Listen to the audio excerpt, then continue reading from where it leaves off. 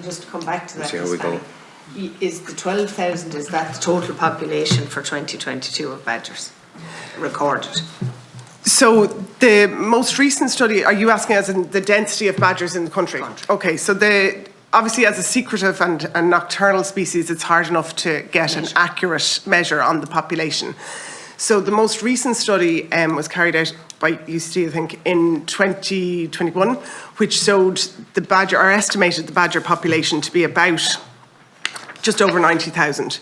Now that is lower than previous studies. Some time prior to that would have shown That's it sort okay. of Just on the clock. Okay. And the reason I'm asking is I have never, and I'm half a century old, I've never seen as many badgers dead on the roadside as I travel the roads. And I do quite a bit of travelling, but I actually am quite concerned. And the reason is that hitting a badger is like hitting a cement block. It can cause extensive damage, probably a very serious accident. And I am wondering, like, I suppose other animals that do that kind of damage are contained in some shape or form now, and I appreciate there are animal welfare risks, and primarily our concern is definitely the eradication of TB. But if we do not continue with culling and we have an overrun of the badger population, they're going to pose an extreme road safety risk, just like our deer are. I mean, we have deer in Wexford in places where we have never seen deer before, in herds. And I am concerned. I'm hearing, I deal with farmers every day of the week in relation to TB. They're not happy that they're getting value for money for their input into the scheme now. And I'm not aiming this at you, Ms. Fanning. I'm saying in general, the consensus is that the scheme is not working to its potential. And they have a significant financial input of just short of 400 million euros, if I'm not mistaken. Is that correct? Is that over the lifetime of the scheme? That sounds like it's over the lifetime of the scheme, Deputy. But so each year it's growing, their contribution's growing, and it's in the double million figures. And I don't, like, it is a very significant, I suppose, event for any family farm to end up with TB. And, like, there's a stigma attached to it even still. But I think we have got to look at this in the realm. It's not just about animal welfare. It's not just about TB eradication. We are now going to see it become a road safety concern because, as you say, badgers are a nocturnal creature, but anybody that is honest about this is seeing them dead on the side of the road frequently now. Frequently. Which may not, I don't recall, and I live in the country, I live in the countryside near beaches, I do not recall seeing this as frequent as ever before. So I know that's not, I don't expect an answer to it, but I am concerned about the direction it's going. I'm concerned that we're not listening to the farming community, other than that they're moaning because they have to deal with it or they have to pay for it. I think we need to involve them more and we need to take it more seriously in relation to deer and badger. Okay, and I know we've talked enough about it, but I will be coming back on it because I know too many people are facing too many hardships. And as someone who has hit a badger, I understand the damage it can do. So, and that's not from a speed perspective, that's just the fact that the badger is a particularly hard animal on the road. I want to go back to forestry, and I just want to ask the question in relation to, we seem to have some like I heard you saying, Mr. Gleeson, that in effect, when you have a change in proposed schemes, applications slow down. Is that the reason why in February we have seen no applications go into the department? I just want to see here, Chair, I was looking at the barcode, or for the forestry dashboard, I should say, in relation to felling licenses and that. There's a huge, like, from the perspective of a forestation license dashboard, right? In January, February, March and April, for the roads licenses, for those 4 years, or for those 4 months in 2023, there was 15 kilometres of roads issued in 2023, compared with nearly 4 times that in 2022. Is there a reason behind that? And the same applies when it comes to felling licences. There's a 100% drop in issuing. So, Deputy, I'm going to ask Colm Hayes to come in here in a minute, but I just make the point, first of all, we can only process licences that come into us, and that's a voluntary activity. So we don't plant trees, we don't build roads, we don't do any of this. It's based on applications. Yeah. There's a particular issue with afforestation licences at the beginning of this year, because we have a new programme and we need to have a state aid approval, and we're engaged with the Commission now to get that state aid approval to make sure that it's on the right side of competition law. Is that on the ash dieback? Or? That's on the programme overall. Now, just on the detail of the licences, because we have been issuing licences since the beginning of the year, and I'll get Colm Hayes to come in and just clear. But you haven't been accepting you haven't been accepting applications for the ash dieback scheme since January, is that correct? I'll let Colm come in on that. So we haven't been accepting applications for any grant-aided activity since the 1st of January because there is no forestry programme under which an applicant may apply. We've absolutely been accepting applications for felling. Felling is completely unaffected. We've over 1,000 felling applications in since the 1st of January, and we've issued over 1,000 felling licences in the same period. So who compiles the forestry dashboard? The department, the forestry division of the department every week.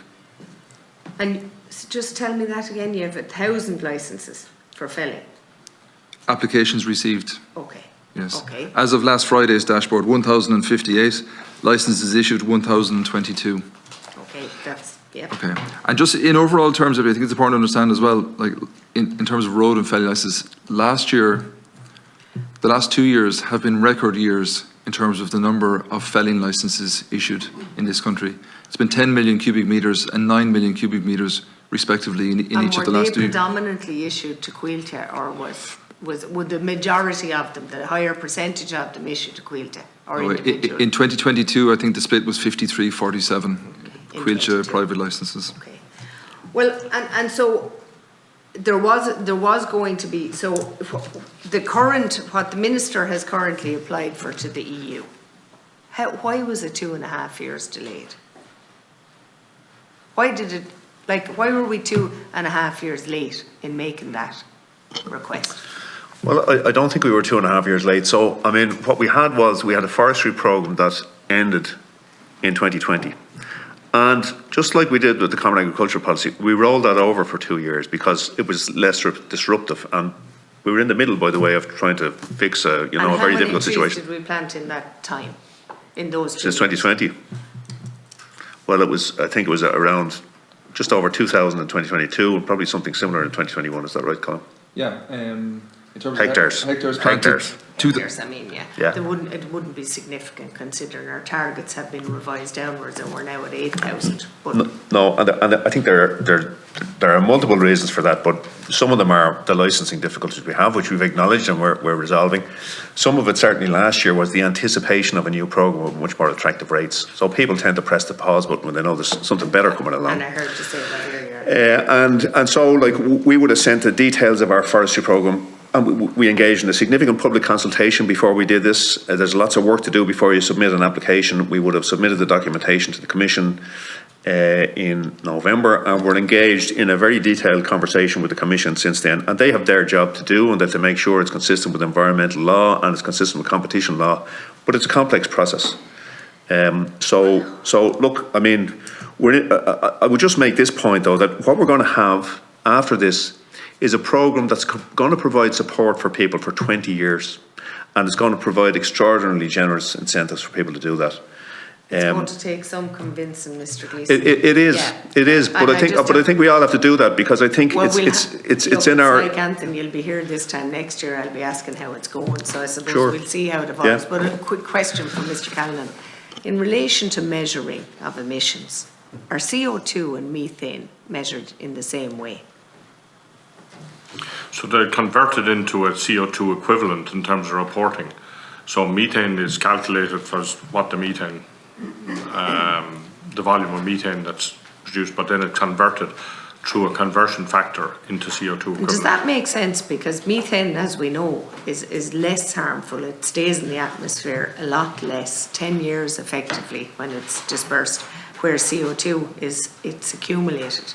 So how does it make sense to convert methane emissions into carbon dioxide? So I suppose there's a couple of levels to that question. The first is the international one, because internationally the scientific community has been trying to generate mechanisms to allow the whole discussion and debate and policy forum to progress in relation to doing it. And they proposed the relativity into CO2 across all gases. There's about 6 But if you're a greenhouse farmer in gases. this country Yeah. and you're producing methane, and you're, we'll just say somebody who's operating vehicles, whatever they be, Irish Rail with trains who aren't, what would you say, carbon efficient. How, if methane is gone within 10 years and it's less harmful, why do we concentrate so heavily when you have a sector that's producing NOx and carbon emissions? How do we concentrate so heavily and continually penalise the agricultural sector to meet their targets? So, Deputy, as you know, I'm not an expert, but I'm going to try and explain this as I understand it, because I struggled with the same question. First SecGen I heard say he wasn't an expert, but we've recorded it. Okay, good, yeah, write it down. So the methane argument, methane is a flow gas, so it flows into the atmosphere and 10 or 11 years later it flows out, okay?